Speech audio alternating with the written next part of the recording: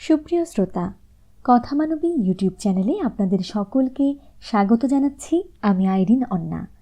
আপনারা শুনছিলেন শরৎচন্দ্র চট্টোপাধ্যায়ের বিখ্যাত উপন্যাস পরিণীতা। আজ শেষ পর্ব।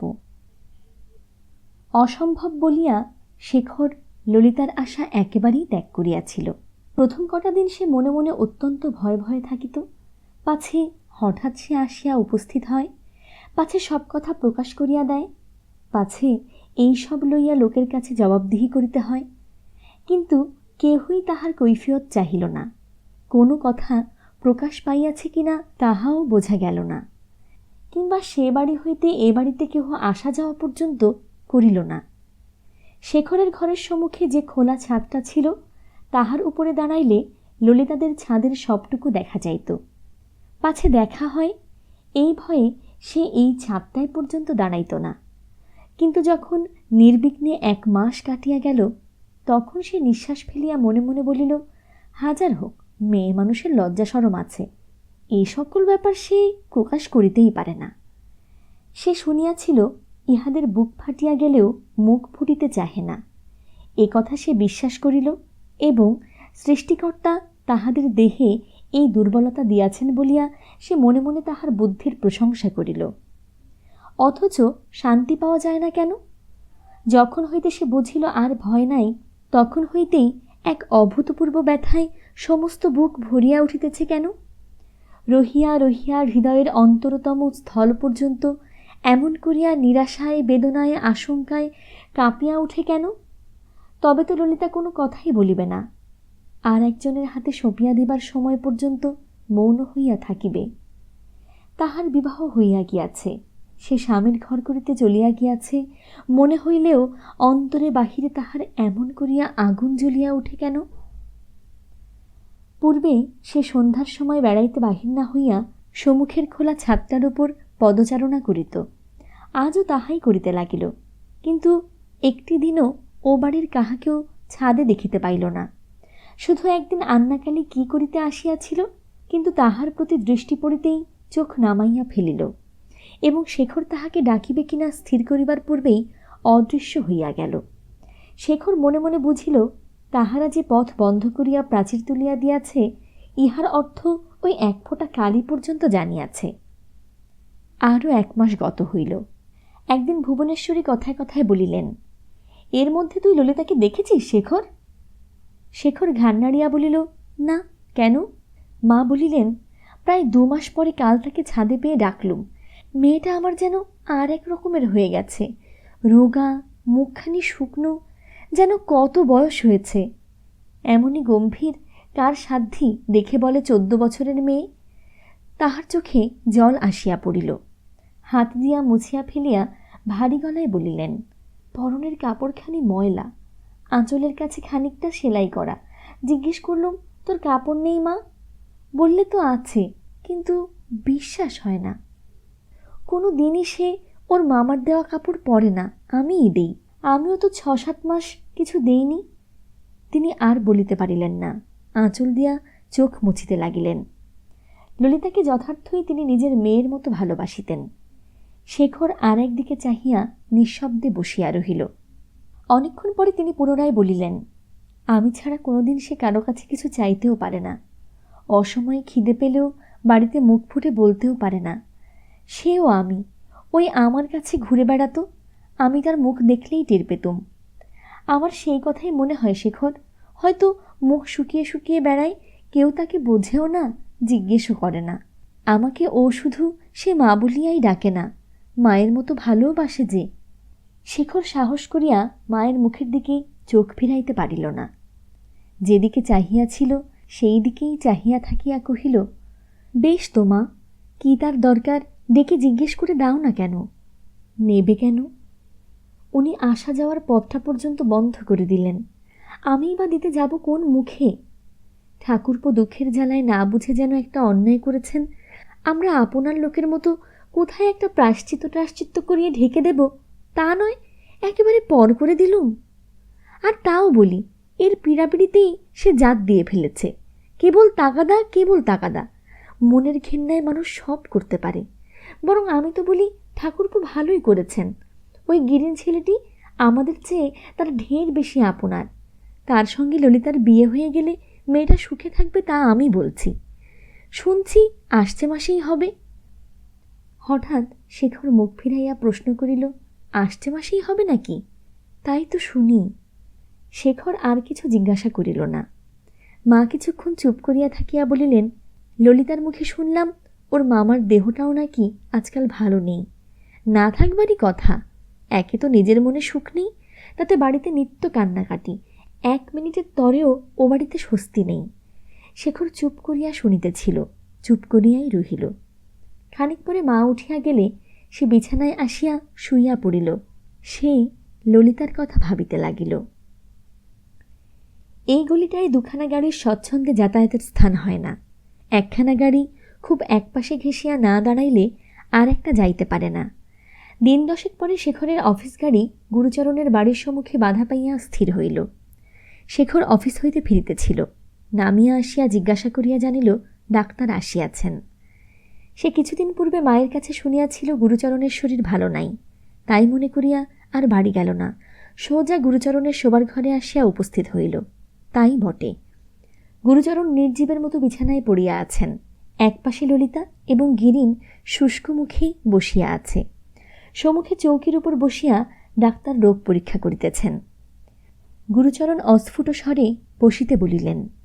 ললিতা মাথায় আঁচলটা আরও একটু টানিয়া দিয়া মুখ ফিরাইয়া বসিল। ডাক্তার পাড়ার লোক শেখরকে চিনিতেন। রোগ পরীক্ষা করিয়া ঔষধ ব্যবস্থা করিয়া তাহাকে সঙ্গে লইয়া বাহিরে আসিয়া বসিলেন।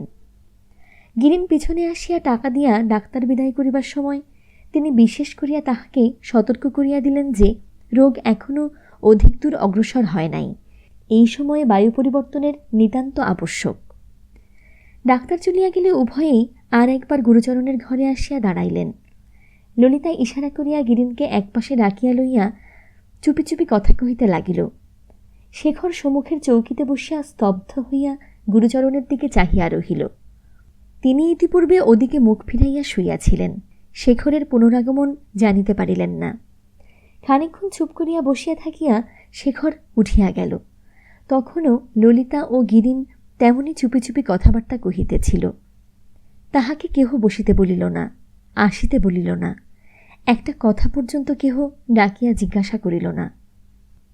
আজ সে নিশ্চয়ই বুঝিয়া আসিল ললিতা তাহাকে তাহার কঠিন দায় হইতে চিরদিনের মতো মুক্তি দিয়াছে। এখন সে নির্ভয়ে হাঁপ ফেলিয়া বাঁচুক, আর শঙ্কা নাই। আর ললিতা তাহাকে জড়াইবে না। ঘরে আসিয়া কাপড় ছাড়িতে ছাড়িতে সহস্রবার মনে পড়িল আজ সে নিজের চোখে দেখিয়া আসিয়াছে গিরিনী ও বাড়ির পরম বন্ধু, সকলের আশা ভরসা এবং ললিতার ভবিষ্যতের আশ্রয়। সে কেহ নহে, এমন বিপদের দিনেও ললিতা তাহার একটি মুখের পরামর্শেরও আর প্রত্যাশা নহে। সে সহসা উহ বলিয়া একটা গদিয়াটা আরাম চৌকির উপর ঘাড় গুজিয়া বসিয়া পড়িল। ললিতা তাহাকে দেখিয়া মাথায় কাপড় টানিয়া দিয়া মুখ ফিরাইয়া লইয়াছিল, যেন সম্পূর্ণ পর, একেবারে অপরিচিত। আবার তাহারই চোখের সম্মুখে গিরিনকে আড়ালে ডাকিয়া কত না পরামর্শ, অথচ এই লোকটিরই অভিভাবকতায় এতদিন তাকেই থিয়েটার দেখিতে পর্যন্ত যাইতে দেয় নাই। এখনো একবার ভাবিবার চেষ্টা করিল, হয়তো সে তাহাদের গোপন সম্বন্ধের কথা স্মরণ করিয়াই লজ্জায় ওরূপ ব্যবহার করিয়াছে। কিন্তু তাই বা কি করিয়া সম্ভব? তাহা হইলে এত কাণ্ড ঘটিয়াছে, অথচ একটি কথাও কি সে এতদিনের মধ্যে কোনো কৌশলে তাহাকে জিজ্ঞাসা করিবার চেষ্টা করিত না? হঠাৎ ঘরের বাহিরে মায়ের কণ্ঠস্বর শোনা গেল। তিনি ডাকিয়া বলিতেছেন, কই রে, এখনো হাত মুখ ধুসনি? সন্ধ্যা হয় যে। শেখর ব্যস্ত হইয়া উঠিয়া পড়িল এবং তাহার মুখের উপর মায়ের দৃষ্টি না পড়ে এইভাবে ঘাড় ফিরাইয়া রাখিয়া তাড়াতাড়ি নিচে নামিয়া গেল। এই কটা দিন অনেক কথাই অনেক রকমের রূপ ধরিয়া তাহার মনের মধ্যে অনুক্ষণ আনাগোনা করিয়াছে। শুধু একটা কথা সে ভাবিয়া দেখিত না, বস্তুত দোষ কোন দিকে। একটি আশার কথা সে আজ পর্যন্ত তাহাকে বলে নাই, কিংবা তাহাকে বলিবারও সুযোগ দেয় নাই। বরঞ্চ পাছে প্রকাশ পায় সে কোনরূপ দাবি করিয়া বসে, এই ভয়ে কাঠ হইয়াছিল। তথাপি সর্বপ্রকারের অপরাধ একা ললিতার মাথায় তুলিয়া দিয়াই সে তাহার বিচার করিতেছিল এবং নিজের হিংসায়, ক্রোধে, অভিমানে, অপমানে পুড়িয়া মরিতেছিল। বোধ করি এমন করিয়াই সংসারের সকল পুরুষ বিচার করে এবং এমন করিয়াই দগ্ধ হয়। পুড়িয়া পুড়িয়া তাহার 7 দিন কাটিয়াছে। আজও সন্ধ্যার পর নিস্তব্ধ ঘরের মধ্যে সেই আগুন জ্বালিয়া দিয়াই বসিয়াছিল। হঠাৎ দ্বারের কাছে শব্দ শুনিয়া মুখ তুলিয়াই তাহার হৃৎপিণ্ড লাফাইয়া উঠিল। কালীর হাত ধরিয়া ললিতা ঘরে ঢুকিয়া নিচে কার্পেটের উপর স্থির হইয়া বসিল। কালী বলিল, শেখরদা, আমরা দুজনেই তোমাকে প্রণাম করতে এসেছি। কাল আমরা চলে যাব। শেখর কথা কহিতে পারিল না, চাহিয়া রহিল। কালী বলিল, অনেক দোষ অপরাধ তোমার পায়ে আমরা করেছি শেখরদা, সেসব ভুলে যেও। শেখর বুঝিল ইহার একটি কথাও কালীর নিজের নহে, সে শেখানো কথা বলিতেছে মাত্র। জিজ্ঞাসা করিল, কাল কোথায় যাবে তোমরা? পশ্চিমে। বাবাকে নিয়ে আমরা সবাই মুঙ্গের যাব। সেখানে গিরিনবাবুর বাড়ি আছে। তিনি ভালো হলেও আর আমাদের আশা হবে না। ডাক্তার বলেছেন এদেশ বাবার সহ্য হবে না। শেখর জিজ্ঞাসা করিল, এখন তিনি কেমন আছেন? একটু ভালো বলিয়া কালী আঁচলের ভিতর হইতে কয়েক জোড়া কাপড় বাহির করিয়া দেখাইয়া বলিল, জ্যাঠাইমা আমাদের কিনে দিয়েছেন। ললিতা এতক্ষণ চুপ করিয়াছিল। উঠিয়া গিয়া টেবিলের উপর একটি চাবি রাখিয়া দিয়া বলিল, আলমারির এই চাবিটা এতদিন আমার কাছেই ছিল। একটুখানি হাসিয়া বলিল, কিন্তু টাকা কড়ি ওতে আর নেই, সমস্ত খরচ হয়ে গেছে। শেখর চুপ করিয়া রহিল। কালী বলিল, চলো শেষদি, রাত্রির হচ্ছে।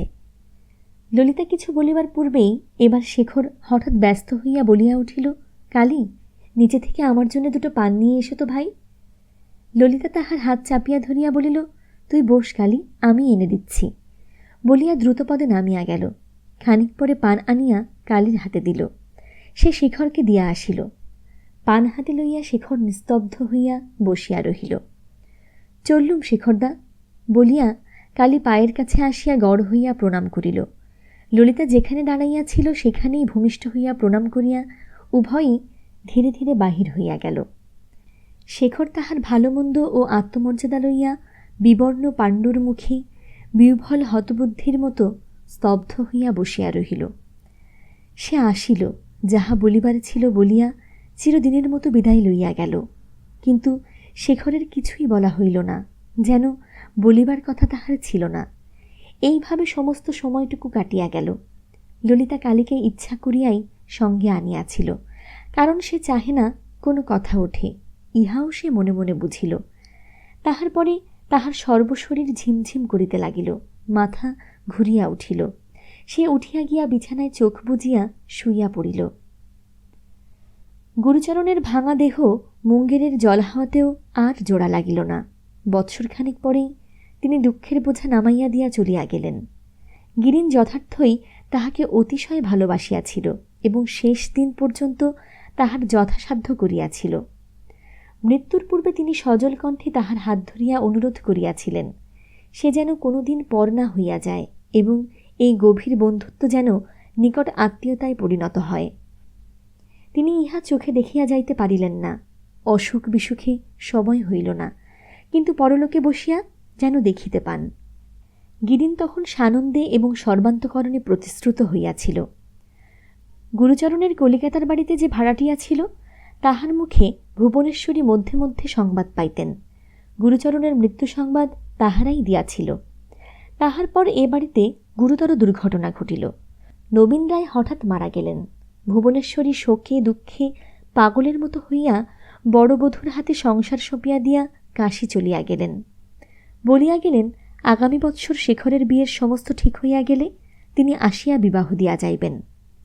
বিবাহের সম্বন্ধ নবীন রায় নিজেই স্থির করিয়াছিলেন এবং পূর্বেই হইয়া যাইত, শুধু তাহার মৃত্যু হওয়াতেই 1 বৎসর স্থগিত ছিল। কন্যাপক্ষের আর বিলম্ব করা চলে না, তাই তাহারা কাল আসিয়া আশীর্বাদ করিয়া গিয়াছিল। এই মাসেই বিবাহ। আজ শেখর জননীকে আনিতে যাইবার উদ্যোগ করিতেছিল। আলমারি হইতে জিনিসপত্র নামাইয়া তোরঙ্গে সাজাইতে গিয়া অনেক দিন পর তাহার ললিতার কথা মনে পড়িল। সব সেই করিত। 3 বৎসরের অধিক হইল তাহারা চলিয়া গিয়াছে। ইহার মধ্যে তাহাদের কোনো সংবাদই সে জানে না, জানিবার চেষ্টাও করে নাই, বোধ করি ইচ্ছাও ছিল না। ললিতার উপরে ক্রমশ তাহার একটা ঘৃণার ভাব আসিয়াছিল। কিন্তু আজ সহসা ইচ্ছা করিল, যদি কোনো মতে একটা খবর পাওয়া যায় কে কেমন আছে। অবশ্য ভালো থাকিবারই কথা, কারণ গিরিনের সঙ্গতি আছে, তাহা সে জানিত। তথাপি সে শুনিতে ইচ্ছা করে, কবে বিবাহ হইয়াছে, তাহার কাছে কেমন আছে, এই সব। ও বাড়ির ভাড়াটিয়ারাও আর নাই, মাস 2 হইল বাড়ি খালি করিয়া চলিয়া গিয়াছে। শেখর একবার ভাবিল চারুর বাপকে গিয়া জিজ্ঞাসা করিবে, কারণ তাহারা গিরিনের সংবাদ নিশ্চয়ই রাখেন। ক্ষণকালের জন্য তরঙ্গ গোছানো স্থগিত রাখিয়া সে শূন্য দৃষ্টিতেই জানালার বাহিরে চাহিয়া এই সব ভাবিতে লাগিল। এমন সময় দ্বারের বাহিরে দাঁড়াইয়া পুরাতন দাসী কহিল, ছোটবাবু, কালীর মা একবার আপনাকে ডেকে পাঠিয়েছেন। শেখর মুখ ফিরাইয়া অত্যন্ত আশ্চর্য হইয়া বলিল, কোন কালীর মা? দাসী হাত দিয়া গুরুচরণের বাড়িটা দেখাইয়া বলিল, আমাদের কালীর মা ছোটবাবু, তারা কাল রাত্রিরে ফিরে এসেছেন যে। চলো যাচ্ছি, বলিয়া সে তৎক্ষণাৎ নামিয়া গেল। তখন বেলা পড়িয়া আসিতেছিল। সে বাড়িতে পা দিতেই বুক ভাঙা কান্নার রোল উঠিল। বিধবা বেশধারিণী গুরুচরণের স্ত্রীর কাছে গিয়া সে মাটিতে বসিয়া পড়িল এবং কোঁচার খুঁট দিয়া নিঃশব্দে চোখ মুছিতে লাগিল। শুধু গুরুচরণের জন্য নহে, সে নিজের পিতার শোকেও আর একবার অভিভূত হইয়া পড়িল। সন্ধ্যা হইতে ললিতা আলো জ্বালিয়া দিয়া গেল। দূর হইতে গলায় আঁচল দিয়া তাহাকে প্রণাম করিল এবং ক্ষণকাল অপেক্ষা করিয়া ধীরে ধীরে চলিয়া গেল। শেখর 17 বর্ষিয়া পরস্ত্রীর পানে চোখ তুলিয়া চাহিতে বা ডাকিয়া কথা কহিতে পারিল না। তথাপি আর চোখে যতটা সে দেখিতে পাইয়াছিল, মনে হইল ললিতা যেন আরও বড় হইয়াছে এবং অত্যন্ত কৃশ হইয়া গিয়াছে। অনেক কান্নাকাটির পরে গুরুচরণের বিধবা যাহা বলিলেন, তাহার মর্ম এই যে এই বাড়িটা তিনি বিক্রয় করিয়া মুঙ্গেরে জামাইয়ের আশ্রয়ে থাকিবেন, এই তাহার ইচ্ছা। বাড়িটা বহুদিন হইতে শেখরের পিতার ক্রয় করিবার ইচ্ছা ছিল।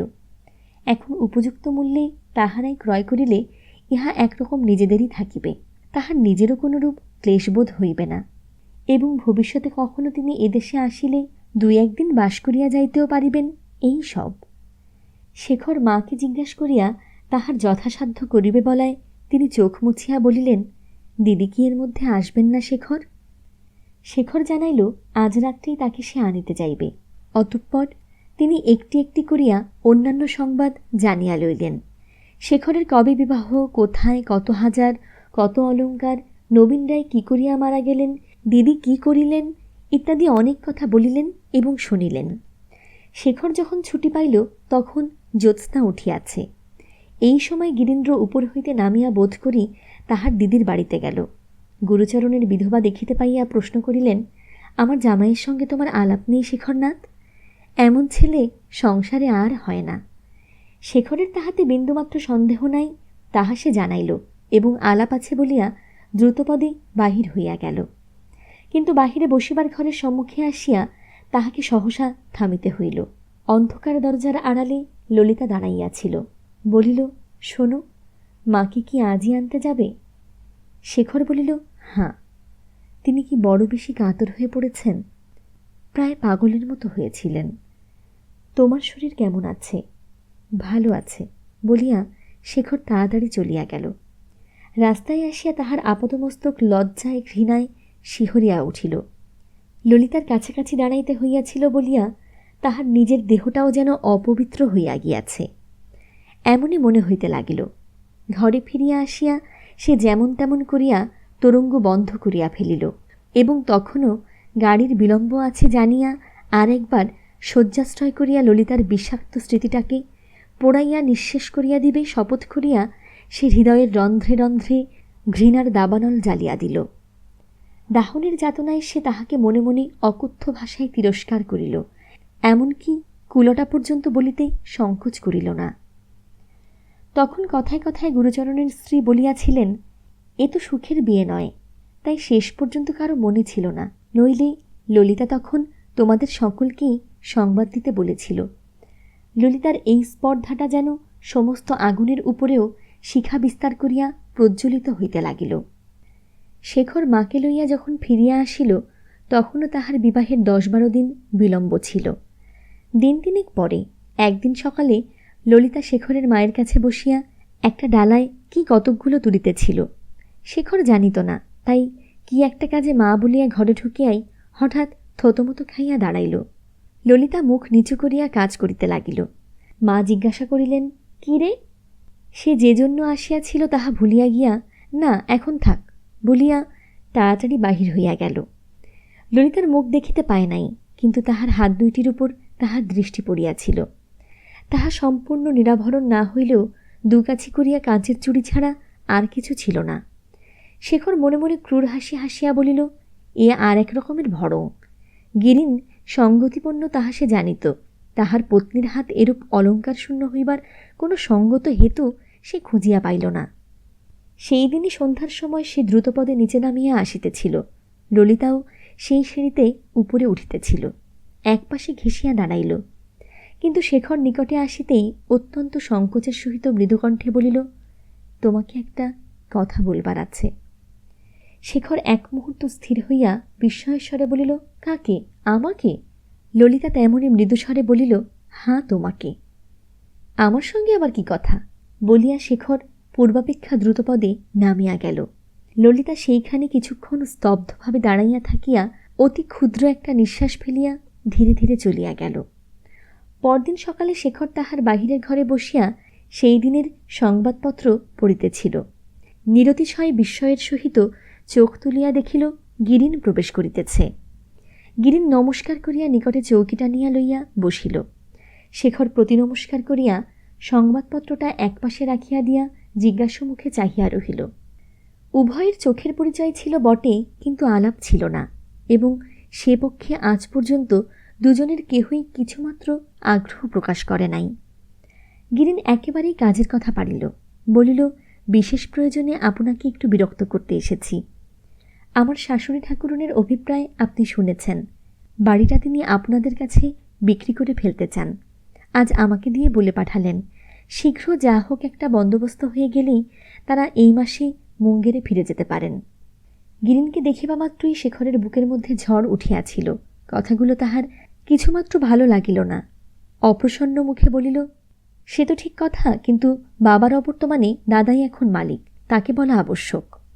গিরিন মৃদু হাসিয়া বলিল, সে আমরাও জানি, কিন্তু তাকে আপনি বললেই তো ভালো হয়। শেখর তেমনিভাবে জবাব দিল, আপনি বললেও হতে পারে, ও পক্ষের অভিভাবক এখন আপনি। গিরিন কহিল, আমার বলবার আবশ্যক হলে বলতে পারি, কিন্তু কাল শেষদি বলছিলেন আপনি একটু মনোযোগ করলে অতি সহজেই হতে পারে। শেখর মোটা তাকিয়াটায় হেলান দিয়া বসিয়া এতক্ষণ কথা কহিতেছিল। সোজা হইয়া উঠিয়া বসিয়া বলিল, কে বললেন? গিরিন বলিল, শেষদি, ললিতা দিদি বলছিলেন। শেখর বিস্ময়ে হতবুদ্ধি হইয়া গেল। তারপরে গিরিন কি যে বলিয়া গেল তাহার এক বিন্দুও তাহার কানে গেল না।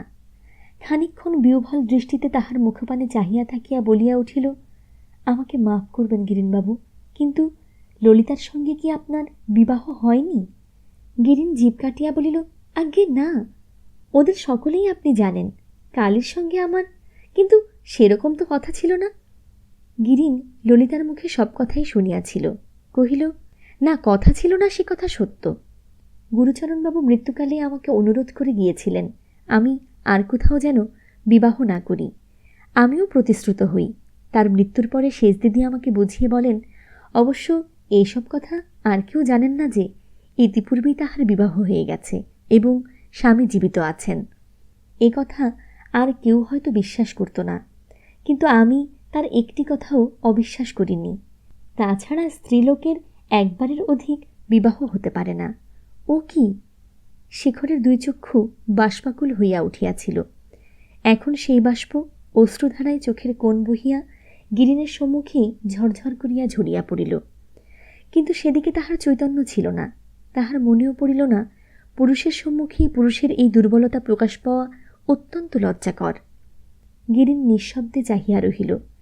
তাহার মনে মনে সন্দেহ ছিলই, আজ সে ললিতার স্বামীকে নিশ্চয়ই চিনিতে পারিল।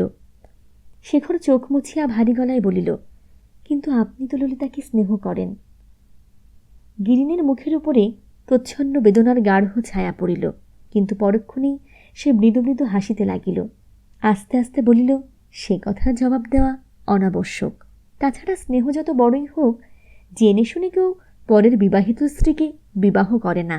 যাক, গুরুজনের সম্বন্ধে ওসব আলোচনা আমি করতে চাইনি বলিয়া সে আরেকবার হাসিয়া উঠিয়া দাঁড়াইয়া বলিল, আজ যাই, আবার অন্য সময় দেখা হবে বলিয়া নমস্কার করিয়া বাহির হইয়া গেল।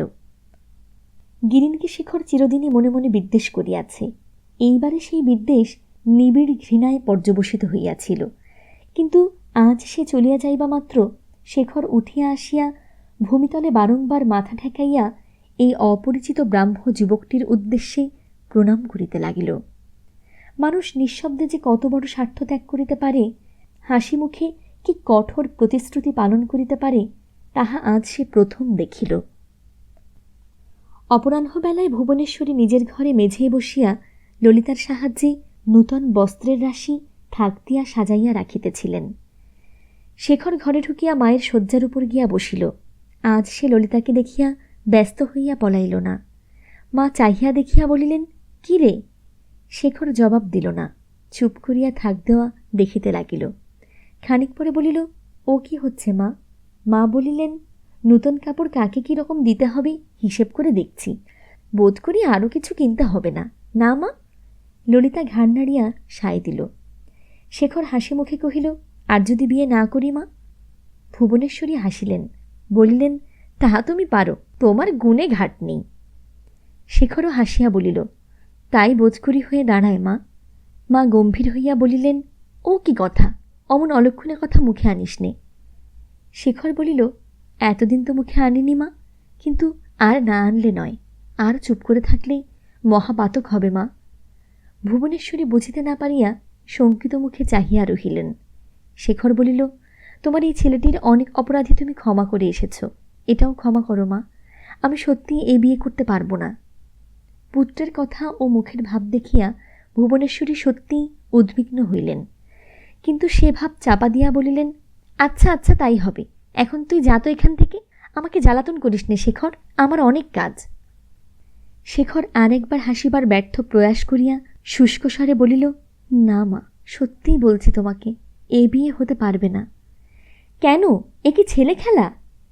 ছেলে খেলা নয় বলেই তো বলছি মা। ভুবনেশ্বরী এবার রীতিমতো ভীত হইয়া সরসে বলিলেন, কি হয়েছে আমাকে বুঝিয়ে বল শেখর, ওসব গোলমেলে কথা আমার ভালো লাগে না। শেখর মৃদুকণ্ঠে বলিল, আর একদিন শোনো মা, আর একদিন বলবো। আর একদিন বলবি?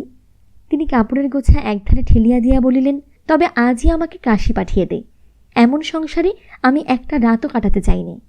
শেখর আধুমুখে বসিয়া রহিল।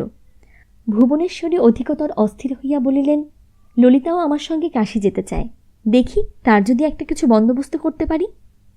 এবার শেখর মুখ তুলিয়া হাসিল, তুমি নিয়ে যাবে? তার আবার বন্দোবস্ত কার সঙ্গে করবে মা? তোমার হুকুমের বড় ওর আবার কি আছে? ছেলের হাসি মুখ দেখিয়া তিনি মনে মনে একটু যেন আশান্বিতা হইলেন। ললিতার পানে একবার চাহিয়া দেখিয়া বলিলেন, শুনলি মা ওর কথা? ও মনে করে আমি ইচ্ছে করলেই যেন যেখানে খুশি নিয়ে যেতে পারি, ওর মামির মত নিতে হবে না। ললিতা জবাব দিল না। শেখরের কথাবার্তার ধরনে সে মনে মনে অত্যন্ত সংকুচিত হইয়া উঠিতেছিল। শেখর বলিয়া ফেলিল, তাকে জানাতে চাও, জানাও গে, সে তোমার ইচ্ছে, কিন্তু তুমি যা বলবে তাই হবে মা, এ আমিও মনে করি, যাকে নিয়ে যেতে চাচ্ছ সেও মনে করে, ও তোমার পুত্রবধূ। বলিয়া ফেলিয়াই শেখর ঘাড় হেঁট করিয়া রহিল। ভুবনেশ্বরী বিস্ময়ে স্তম্ভিত হইয়া গেলেন। জননীর সম্মুখে সন্তানের মুখে এই কি পরিহাস! এক দৃষ্টে তাহার দিকে চাহিয়া বলিলেন, কি বললি? ও আমার কি? শেখর মুখ তুলিতে পারিল না, কিন্তু জবাব দিল। আস্তে আস্তে বলিল, ওই তো বললুম মা, আজ নয় 4 বৎসরের বেশি হলো, তুমি সত্যিই ওর মা। আমি আর বলতে পারি নে মা, ওকে জিজ্ঞাসা করো, ওই বলবে। বলিয়াই দেখিল ললিতা গলায় আঁচল দিয়া মাকে প্রণাম করিবার উদ্যোগ করিতেছে। সেও উঠিয়া আসিয়া তাহার পাশে দাঁড়াইল এবং উভয়ে একত্রে মায়ের পদপ্রান্তে ভূমিষ্ঠ হইয়া প্রণাম করিয়া শেখর নিঃশব্দে বাহির হইয়া গেল। ভুবনেশ্বরীর 2 চোখ দিয়া আনন্দাশ্রু ঝরিয়া পড়িতে লাগিল। তিনি ললিতাকে সত্যই অত্যন্ত ভালোবাসিতেন। সিন্দুক খুলিয়া নিজের সমস্ত অলঙ্কার বাহির করিয়া তাহাকে পরাইতে পরাইতে একটু একটু করিয়া সব কথা জানিয়া লইলেন।